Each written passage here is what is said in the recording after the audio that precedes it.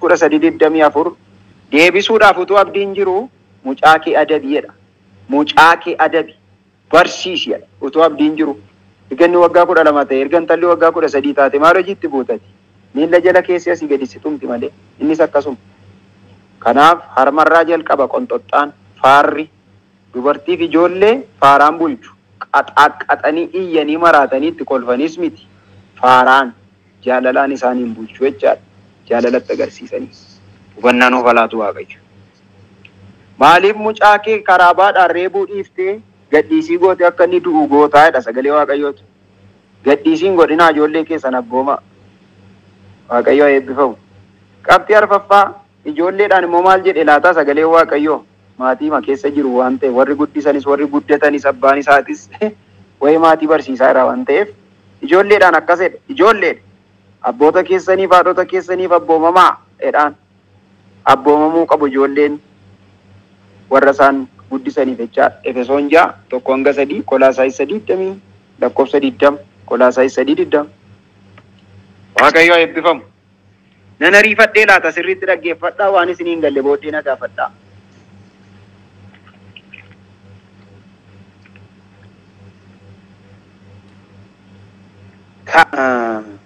Mata duree biraa tokkotti dhufne ishee kana dhaggeeffadhaa gaadagaa qabdiine.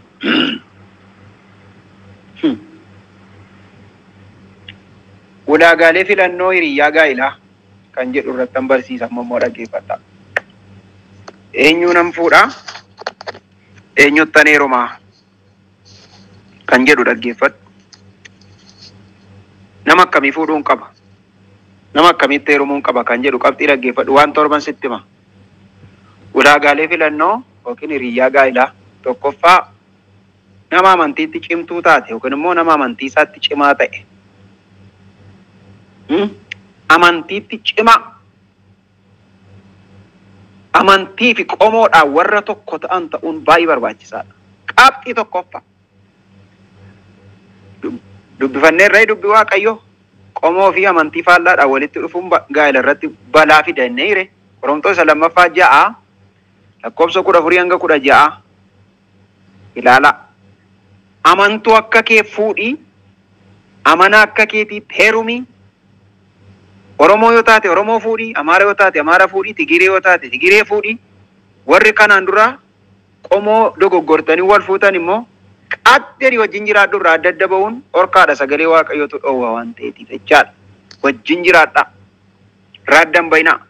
Walitti hidhamanii gargar ba'uun dhorkaadha kun dubbii Waaqayyooti waan ta'eef. Ni lammaffaan maal ta'u kan jedhuu fi ulaagaalee filannoo hiriyyaa gaa'ilaa kan jedhu qabxii lammaffaa Waaqayyoon kadhachuuf eeggachuun barbaachisaadha. Uumama 24:12-27 dubbisaa. Jaarsichi mana Abiraamii yeroo ba'e Yisihaaqiif haadha manaa barbaacha yeroo ba'e Waaqayyoon kadhate. Yaa Waaqayyo na milkeessi jedhe. Laga bishaanii kana immoo dhaabbadheen eegaati jedhe.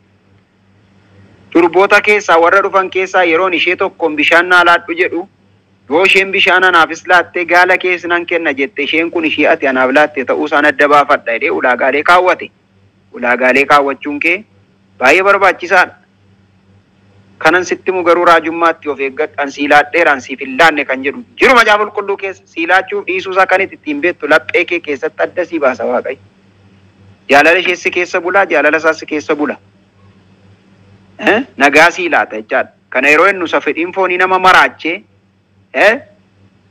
edabjuun isa dhungataa bulee isheetu bobaakoo jala bulee etteessa tabjuudhaan qaajjaamtu qijetii sana immoo miti dubbiin. Akkasumatti waan garaan kee itti boqotu keessi kee kan itti diriiru keessi kee kan fedhu fuudhuu fi itti heerumuun barbaachisaadha. Wayin jaalala isaa si keessa hin jiru yoo ta'e dhiisi. Kan ishee si keessa hin jiru yoo ta'e dhiisi. Waaqayyo hubannaa nuuf laatu. Hubannaa nuuf laatu Waaqayyo. Sadaffaa ulaagaalee hiriyyaa gaa'ilaa filannoo keessatti wanti nuti ulaagaalee filannoo hiriyyaa gaa'ilaa keessatti wanti nuti beekuu qabnu gorsa ogeessotaa seenaa gaa'ilaa gaarii qabaniin gorfamuudha. Elaa sirriitti qineessaa dhaggeeffadhume. Gorsa ogeessota seenaa gaa'ilaa gaarii qabaniin gorfamuu. Kana yeroo jennu namni gaa'ila seeraan hin raawwanne maal si gorsare? Seenaan isaa gadheedha taanaan waan irraa barattu hin qabdu. Isheenis waan si gorsitu hin qabdu. Dubartii abbaa manaa reebdu hidhata qabda yoo ta'e, atis galtee abbaa manaa kee reebda waan ta'eef irraa hiikamuun kee baay'ee barbaachisaadha.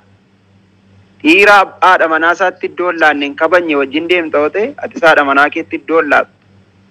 Yoo si gorsanis dhiira hin dhaabanii maalii hin facaasanoo, dubartiin hin dhaabamtee maaliin hin facaasanoo, kan biraa fuudhii kan biraatti heerumii jedhee si gorsa waan ta'eef namni 5 4 qabu maal si gorsa jettee yaaddarii achirraa adda ba'uun gaariidha jechaadha. Kanaaf abbaan arge yoo si gorse adagaatti seenta. Qabxii arfaffaa fira dhiigaa fi dhukkuba daddarboo tokko tokkorraa bilisa akka isaan ta'an hubachuun baay'ee barbaachisaadha. Fira dhiigaa qomoo wal qorachuu. Qomoo wal qorachuun barbaachisaadha. Malee haraamuu kan taane fira fuudhanii haraamuu jedhama. Sirriis miti jechaadha. Innaa wal qorachuu dhukkuba daddarbaa tokko tokko fakkeenyaaf gaafa gaa'ilatti seenan akka waldaa kiristaanaatti dhannee qorachiisnee dhiigni isaanii qulqulluu yeroo ta'u wal fuusifnaa walitti heerumsiifnaa jechaadha. Kun jira gaa. Kana jira giiftii mee dhaggeeffadhu kana jira gurbaa. Shanaffaa bu'aa irratti xiyyeeffachuu dhiisuudha. Gaa'ilatti yeroo seenuu fettu, yeroo intala kana fuudhuu fettu, yeroo gurbaa kanatti heerumuuf jettu bu'aa irratti xiyyeeffachuu dhiisuun keenya murteessaadha. Bu'aa irratti kan hundaa'edha. Jaalalli keenya taanaan rakkisaadha. Fakkeenyaaf waan akka qabeenyaa, waan akka miidhaginaa, waan akka beekumsaa fi kan kana fakkaatan irratti xiyyeeffate sababa isheen birrii qabduuf taanaan rakkisaadha. Mee dhaggeeffadhu intala. Sababa 30,000, 50,000, 18,000, 60,000, 120 ergituuf si jaallata yoo ta'e bor gaafate birrii 30 dhabdu namni maqaa kee dha'u hin jiru. Dhageessee? Gurbaan kun amma kan inni si wajjin haasa'aa jiru sababati moobaayilii bittee fi dhaalaataa mee adda baasi wanta kana.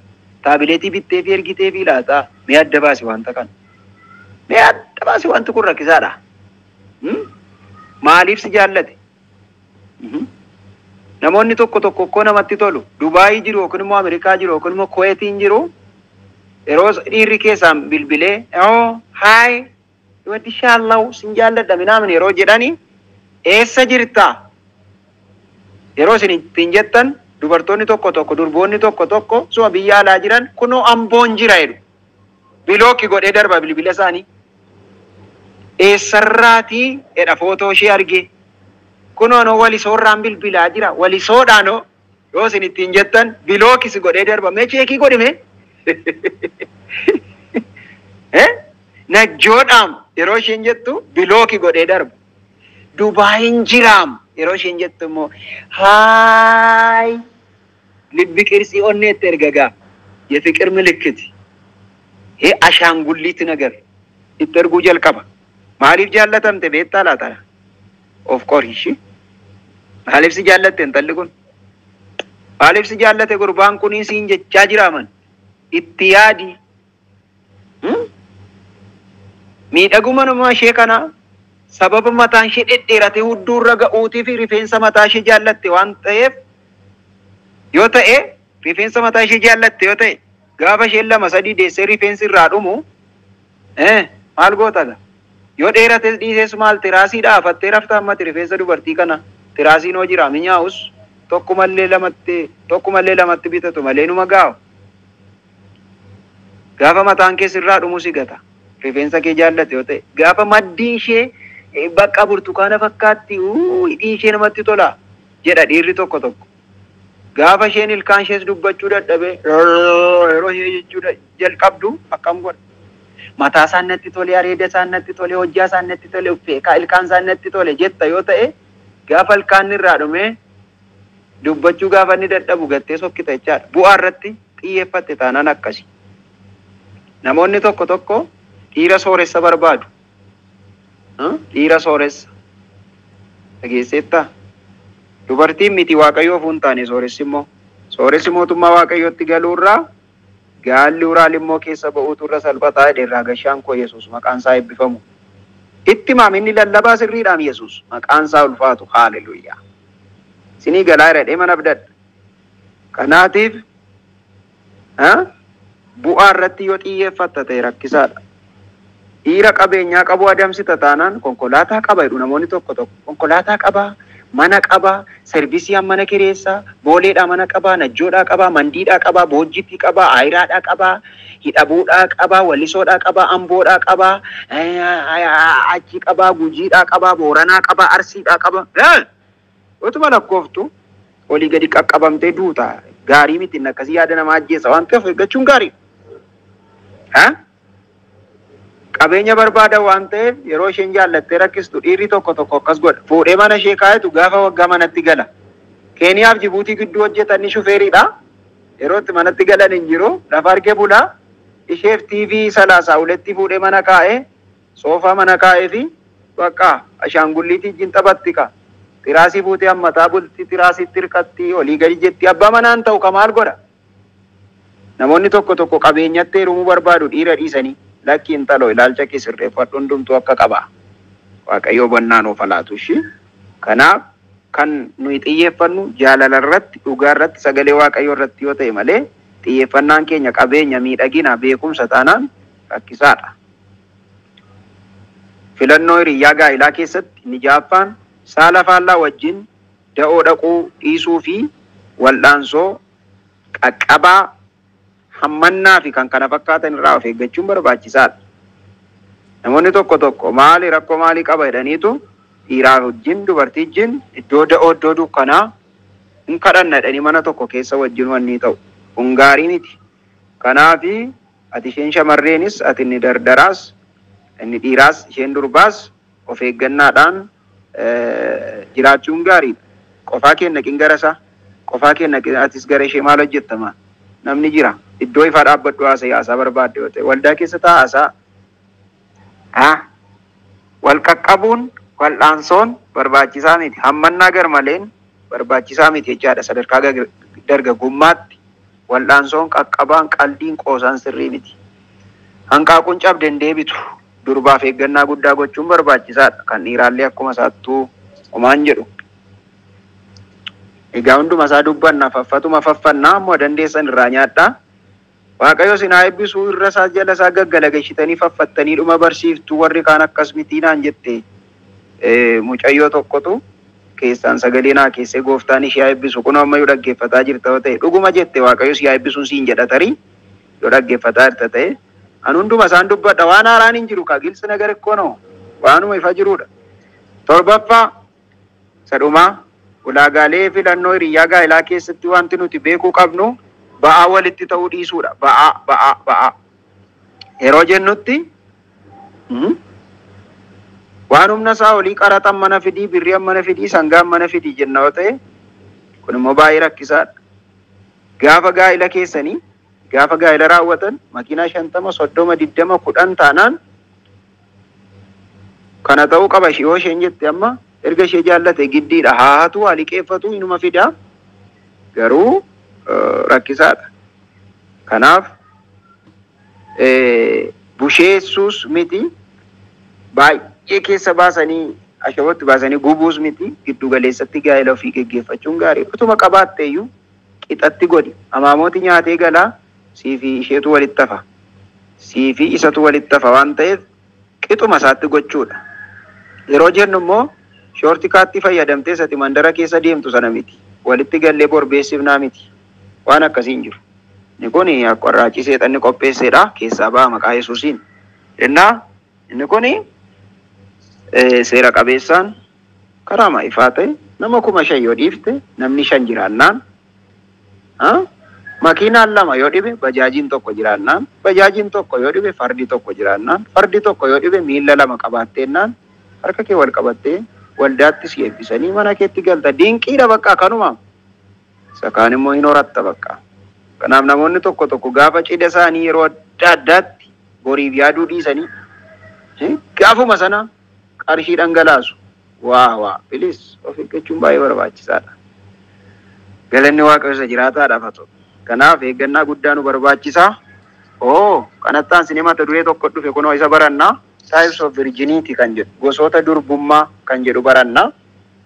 Kana sirriitti dhaggeeffadhaa. Gosoota durbummaa gosa sadiitu jira. Isaan kana dubbachuun barbaada. Durbummaa gosa sadiitu jira.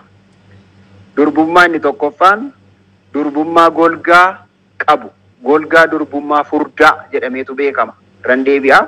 Golgaa durbummaa furdaa. Coverage thickness virginity jedhama. Kana jechuun durbummaa furdaan yabbuu fi furdaadha baay'ee.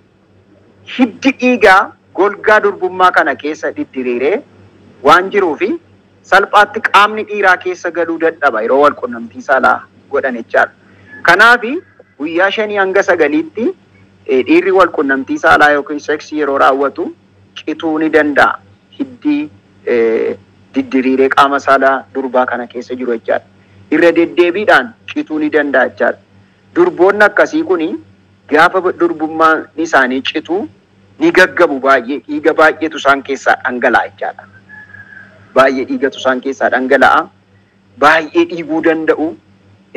Hojii fi sochii adda addaatiin, ispoortii adda addaatiin durbummaan isaanii hin badu. Ba'aa ol kaasuudhaan, miidhama adda addaatiin, luka bal'isuudhaan durbummaan isaanii baduu hin danda'u. Durbummaa golgaa furdaa warri qaban akkasii, durboonni akkasii baay'ee securedidha, eegamoodha jechaadha. Hin miidhaman, ispoortiidha, waan adda addaatiin hin miidhan. Durboonni akkasii bara isaanii guutuu baay'ee boonaa jiraatu. Qarrummaa koonan dhufe maal dubartii na fuutee jetti gaafa wal dhabanillee, gaafa haasaan tokko tokko. Boonaa jiraatu, boontuudhas maqaan ishee boonuu qabus warra akkasii kun. Innaa ni jiraata jechaadha.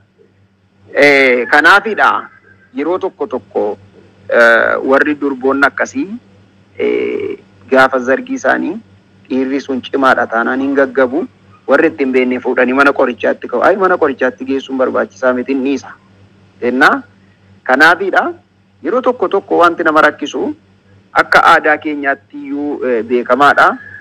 Gaafa dhiirri tokko fuudhuudhaaf fedhu ji'a 2 ji'a 3 jedhanii dursa qallabuu jalqabu. Maaliif durba ishee gosa durbummaa akkasii qabdurra yoo gore dhiirri kuni carraansaa akkas yoo ta'e wal qunnamtii saalaa yeroo raawwatu hin dadhaba. Hin dadhabe durbummaa ishee baasuu dadhabee dhumitiire beenna'u beetta'u ni beenna'u maal. Innaa waan akkasiin ni jiraata. Lakkaasa kanaadha nutu wallaale malee. Kanaatiifi abbooti keenya lakkaa isaan duruu beeku nutu wallaale har'a barumsaan bira geenye piraaktikaaliis argineerra. Innaa ilaa argitanii kanaaf inni dhiirri dursee wal'aanamu wanta akkasiitiifidha jechaadha. Durbummaa lammaffaa gosti inni lammaffaan golgaa durbummaa haphii. Haphii yeroo jennu akkasumatti kan uumame hiddi dhiigaa baay'ee keessa daddarbee kan hin jiraanne muraasee kan ta'e baay'ee golgaa kan hin taane yeroo kun ta'u jechaadha. Yeroo wal qunnamtii saalaa qaamni dhiiraa dafee seenuu danda'a waan ta'eef akka salphaatti cituu danda'a hiddi durbummaa isheeti kun jechaadha. Hojiif sochii ulfaataadhaan ni bada kan isin dhibu. Ispoortiidhaan, fiigichaan, kufaatiidhaan, ba'aadhaan durbummaan akkasii baduu danda'a. Kanaafidha mammaan keenya, maatiin keenya, abbootiin keenya durii intaloo ba'aa kan ol hin kaasin wayinee borna salphifta inni isaan jedhani kunoo isaan ikkoo saansicha beeku nu har'a kunoo saansii reefuu baranne malee. Isa kana jechaadha golgaa durbummaa haphii kanatu jira jechaadha. Egaani inni akkasii hojiidhaan miidhama adda addaatiin ni badaa jechaadha.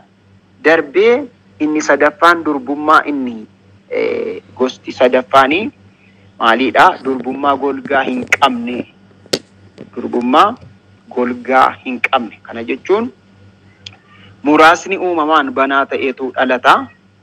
Saansii kanaa kan hin beekne egaa yookiin immoo beekumsa kana kan hin qabne biratti rakkoo fiduu danda'a. Rakkoo fiduu danda'a. Ani dubartiin fuudhee dhiirri tokko bara isaa guutuu guungumaa hafa ishee ijjiin wal dhabuu wal lolu gosa durbummaa kana sadan kana beekuun baay'ee barbaachisaadha. Isa furdaa, isa haphii, isa golgaa hin qabne, isa banaa kanaadha. Kanaaf kana beekuun illee baay'ee barbaachisaadha. Yeroo jennutti gaagaataa kana keessa gugatanii ay ankoo isa banaadha isa haphiidha minaamin jechuudhaanii dhiira gowwoomsuunis hin danda'amu. inni dhiirri durbummaa ishee balleessee fi inni uumamaan banaa ta'e ni beekama. Qorannaan isaa teestii virjiniitii kan jedhamu gatii baay'ee guddaadha. Baay'ee guddaadha. Birrii guddaa nama baasisa malee teestii virjiniitiin ni jiraata. Cheekii gochuun hin danda'ama. Hundumaa keessaa immoo jaalalaan iftoominaan ifatti walitti himanii teestii wal gochuun gaariidha. Dhaqanii harka ormaatti wallaachuun hin barbaachisaa miti. Isa kana fakkaata jechaadha. Dhoksaan jiru dhimma durbummaa ilaala.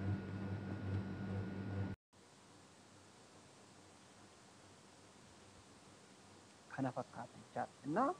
Kanaaf jireenya jiraannu hundumaa keessatti gaa'ila keenya eeggannee bara keenya eeggannee yoo jiraanne dubbiin Waaqayyoo jireenya keenyaatiif baay'ee barbaachisaadha obboloota. Gooftaan Yesuus hubannaa nuuf halaatu. Wanta tokko ilaalla wal faana. Poliigemii and monoogemii kan jedhu wal faana ilaalla. Polii jechuun haadha manaa lama ol yookiin immoo tokkoof isaa ol qabaachuu jechaadha. Hiikaan isaa poliigemii jedhama. Macaafa qulqulluu keessaa yeroo jalqabaatiif haadha manaa lama fuudhee abboommii Waaqayyoo kan cabse maqaan isaa Laamek jedhama. Uumama boqonnaa 4 lakkoofsa 19 irra jira. Akkasumas immoo 23 irra jira. Polygamy is a kind of marriage which signifies that a man has a many wives. Kana jechuun polygamy jechuun kan dhiirri dubartii baay'ee qabu jechaadha. Kun dogoggorri isaa jalqabee nama Laamek jedhamutu jalqabee kun sagalee Waaqayyoo wajjin kan hin deemne ta'uusaa hubachuun gaariidha. Dogoggora biyya keenya keessattis baay'ee beekamaadha. Kuni dogoggoraan ta'a. Inni kan biraan immoo monogamy. Mono jechuun single jechuudha.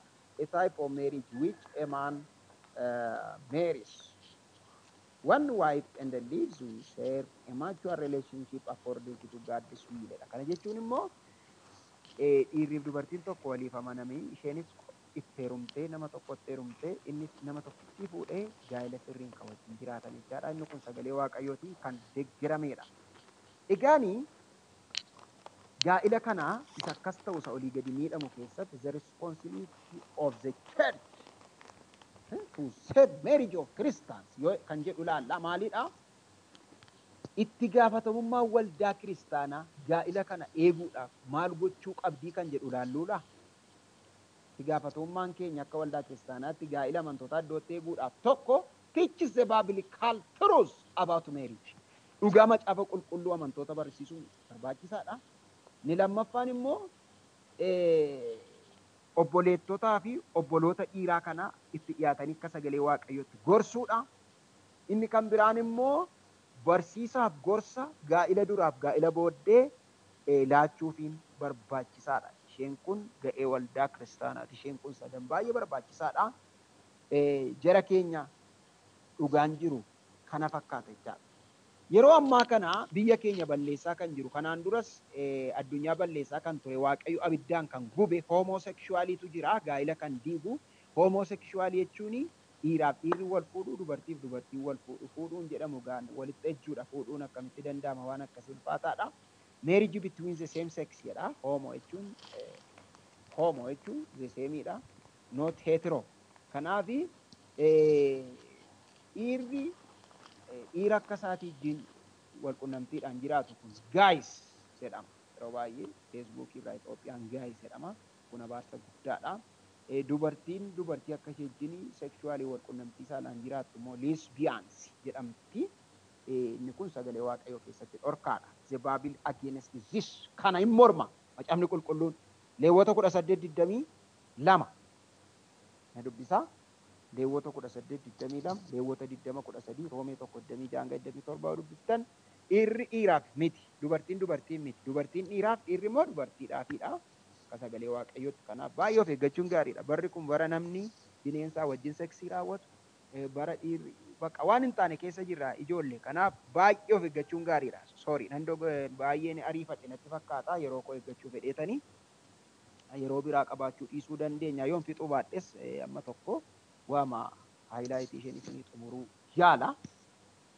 Waaqayyo gooftaan hubannaa guddaa isaa nuuf laatu. Kanaaf mee ofitti deebiif boleettisa obboleettiif.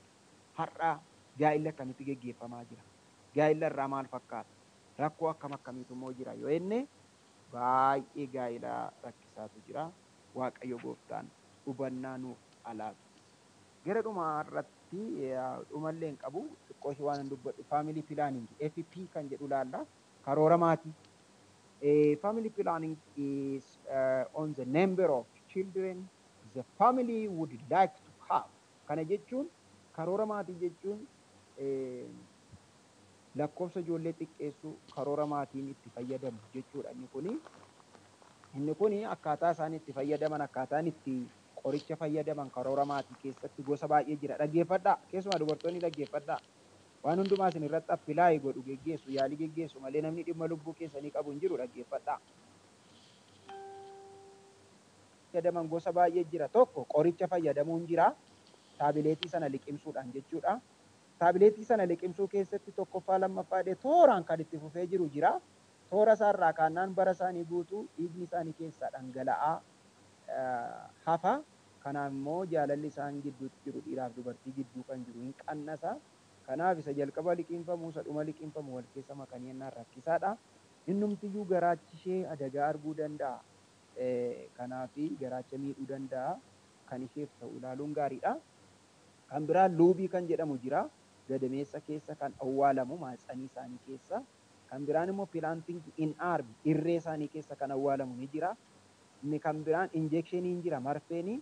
Inni kan biraan immoo kondomiin ni jiraata jechuudha. Kun karoora maatiitiif ni gargaara.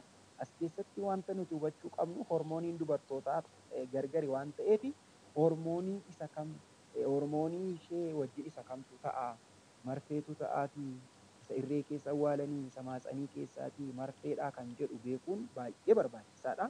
Yeroo tokko maddiin dubartootaa guggubateetu jira. Inni kun maalidha? Qorichatu isaan miidha. Dhaqee garaacha isaanii waan miidhuuf dubartoonni keenya baay'ee miidhamoodha. Kan isiniif ta'u fudhachuun barbaachisaadha.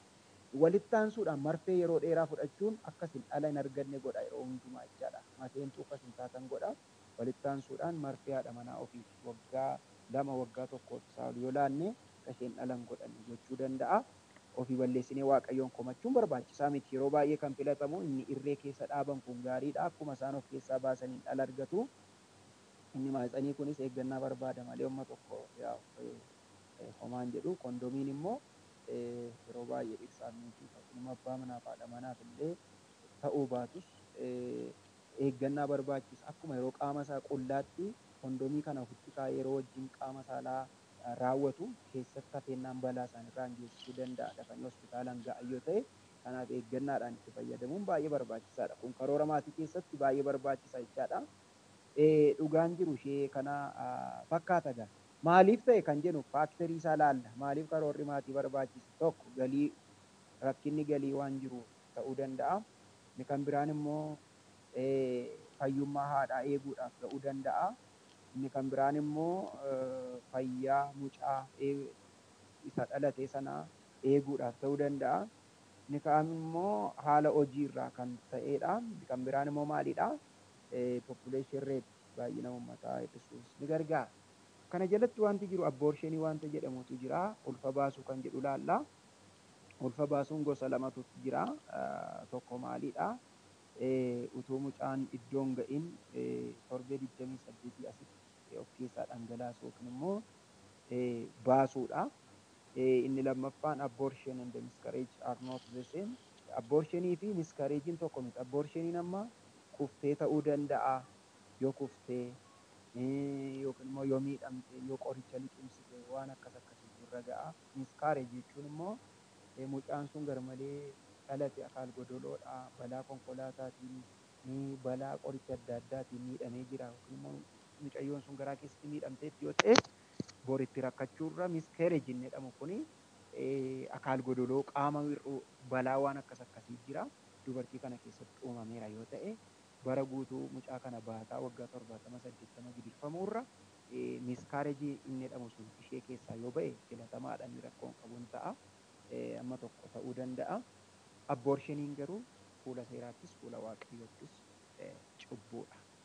Cubbuudha ofirraa baasuun cubbuudha. Yoo dhalate haa dhalatu kan waaqayyo keenya guddifachuun baay'ee barbaachisaadha. Hojjechuun baay'ee barbaachisaadha. Waaqayyo gooftaan hubannaa guddaa nuuf alaatu. General Medicine for Marriage. Qoricha waliigalaa gaa'ilaaf kan jedhuun isinitti dubbadhee xumura. Gaa'ilaaf qoricha kan ta'e, qoricha gaa'ilaa tokko love and honorable life. Jaalalaa fi jireenya amanamummaa qabaachuu. Innis isheenis jaalala amanamummaa. Lama having discussion time and the prayer time. Yeroo walii wajjin maree fi yeroo walii wajjin kadhattan qabaadhaa. Kun qoricha taabileetii lammaffaadha. Qoricha taabileetii sadaffaa having love and the fear of God. Jaalalaaf sodaa Waaqayyoo qabaadhu. Kun qoricha taabileetii kana sadan yeroo hundumaan fayyadamtu taanaan qoricha kana liqimsitu taanaan gaa'illi keessan dhaabbataadha. Tokko jaalalaaf amanamummaa. Lama yeroo mareef yeroo kadhannaa. Sadii sodaaf jaalala Waaqayyoo qabaannaan inni kun gaa'ila keessatti baay'ee filatamaadha jechaadha. Egaa waan gaaffii isinitti ta'u yaadaanis, tekstiinis, sagaleedhaanis, bilbilaanis na gaafachuu dandeessu. Gara dhumaa irratti waan tokko hin dubbadhu. Hubadhu jedha. Hubadhu. Lama gaa'illiidhaa Waaqayyootiif gargar ba'uun hin danda'amu. Sadii gaa'illi qulqullaa'aadha. Afur gaa'illi hamma du'aati. 5 dhiirri tokko dubartii tokkoof dubartiin tokko immoo dhiira tokkoof kennamte. 6 gaa'ila diiguu yaada Waaqayyoo miti. 7 miinjee fi waliigaltee kakuu qabaachuun immoo seera Waaqayyooti. Macaafa qulqulluu keessa jira. Waaqayyo sinaa eebbisu. Gaaffii yoo qabaattan na gaafadhaa. Waan tokko goonara. Hin sodaatin Waaqayyo si gargaara obboleessa. Hin sodaatin Waaqayyo si gargaara obboleessa. Waan adda addaa kiyyoo adda addaa keessa seentanii ani manattan da'ee jira, mucaa godhadheen jira, nan heeruma moo nan dhiisaa, akkaman godhaa, abbaan manaa koo kan biraa fuudheera, ani immoo qofaan jira, waan akkas akkasii, kanaaf kan kana fakkaatan, kanaadha, kakuun galee jira kanaan dura, hin du'eef hin dhiisee isaan beeku, hin duuteef hin dhiiftee isheen beeku, rakkoo akkasii keessan jira, maalan godha, warri jettan immoo naa bilbiluu dandeessu, sagalee Waaqayyoo maal jedhaa kan jedhu waliin mari'achuu dandeenya. Bal'inaanii sodaatinaa abdii kutattanii waanuma kanaan barri keessan dhume isinitti hin fakkaatin fala qabaachuu danda'a. Tarii keezii yookiin immoo sababa isin keessa jirtan ilaalamee sagalee Waaqayyoon madaalamee gorsa barbaachisaa ta'e wal gorsuun hin danda'ama. Abdiin kutatinan siin jedhaa. Warri keessa jirtan gaa'ila gaarii isiniif haa ta'u. Warri itti adeemaa jirtan carraa gaarii isiniif haa ta'u. Warri rakkina adda addaan qabamtanii jirtan immoo furmaanni jireenya keessaniif haa ta'u gara Waaqayyootti deebi'aa. Gooftaan isin haa eebbisu. Barumsi yeroodha qusachuudhaaf asuma irratti nu haa ga'u kan kana. Egaa akkaawunti buukii laphee keessan irra kaa'adhaatii itti fayyadamaa bara keessan guutuu ayyaana gaarii isiniif haa ta'u. Bara gaarii isiniif haa ta'u. Waaqayyo isin haa eebbisu. Baay'een isin jaalladha. Baay'een isin kabaja. Gooftaan isin haa eebbisu. Yeroo gaarii qabaadhaa. Gaaffiif yaada qabaattan na dubbisuu dandeessu. Hunduma keessan Gooftaan haa eebbisu. Naaf kadhadhaa isiniifan kadhadhaa. Baay'ee beekeen isin barsiise tun taane ni baay'ee beekuu beekaan keenya Gooftaan haa eebbifamu. Waaqayyo isin haa eebbisu.